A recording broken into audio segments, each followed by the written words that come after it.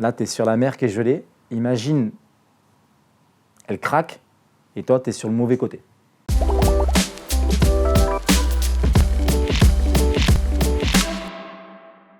Le but, c'est de faire un tour du monde complet en ayant accompli les 7 sommets les plus élevés de chaque continent et de les avoir ralliés tous sans aucun moyen motorisé. Donc on fait du ski, du kayak, du wake, du kite, on fait de la voile, on fait tout ce qui est non motorisé pour pouvoir avancer. Là, moi récemment, je suis rentré justement de la banquise sur les mers gelées du Canada, puisqu'on était en train d'accomplir le chapitre 2 de notre projet Icarus.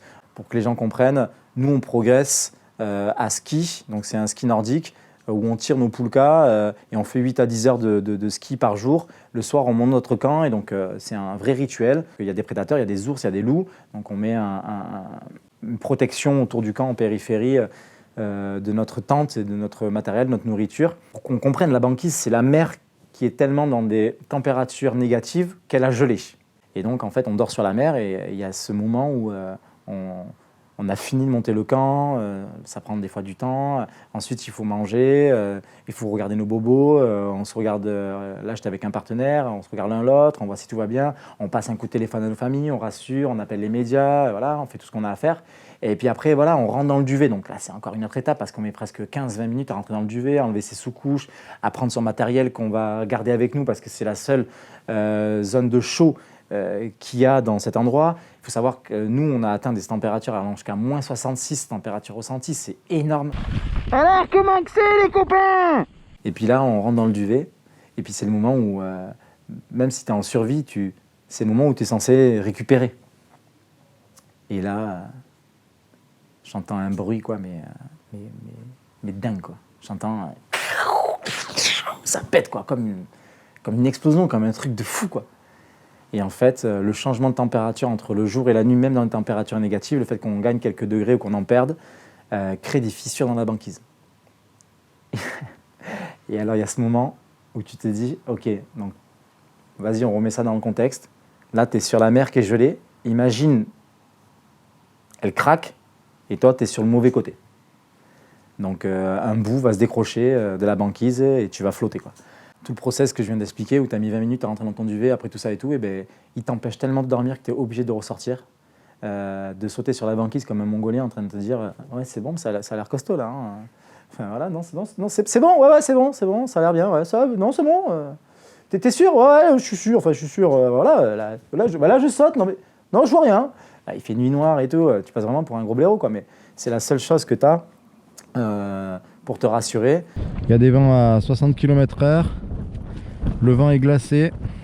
Glacé. Ça fait chuter les températures pratiquement à moins 60. On ne peut pas bouger. Voilà. C'est l'enfer. On ne dort plus du tout. On est là dans une dimension où on est sur le qui-vive, que ce soit un prédateur ou que ce soit les éléments naturels, que ce soit la tempête, que ce soit les fissures et tout. Et ce sentiment, en fait, où tu te dis, mais la banquise va peut-être se décrocher, je suis peut-être sur le mauvais côté de la glace, c'est atroce, quoi. Quand il m'a présenté ça, Mathieu, ce qui m'a plu, c'est que c'était irréalisable. C'est évidemment ce défi que ce mec est fou, quoi. Et c'est ce qui m'a plu, et je me suis dit, voilà, enfin un mec qui a des couilles, enfin un mec qui a un projet qui a du sens. Ça va être dur au niveau de la préparation, ça va être dur au niveau familial, ça va être dur au niveau de l'argent, ça va être dur au niveau des exploits sportifs. Tout est très dur. Le vrai sens de l'exploration, c'est que c'était une épopée, c'était une aventure. Les gens, quand ils partaient avant, ils partaient 1 an, 2 ans, et ça paraissait normal. Aujourd'hui, nous, voilà, on est rentré dans un air très média et très faire le show. Et on part 15 jours au bout de notre rue, et en fait, on en fait une histoire pas possible. Alors que nous, on a voulu se faire un vrai nom dans le domaine de l'exploration en étant très, très puriste. Les projets que je mène aujourd'hui, c'est des aventures qui sont de pratiquement 4-5 mois à chaque fois. C'est pratiquement 12 à 18 mois de préparation en amont. Donc en fait, une aventure, c'est 2 ans. Entre le fait de pouvoir partir et le fait de monter le projet, de trouver de l'argent, de le rendre viable. Comment on prépare nos familles aussi, parce que voilà, moi je suis jeune papa, donc il y a cette dimension de papa il s'en va pendant longtemps, comment on va réussir à faire vivre sa famille pendant qu'on n'est pas là.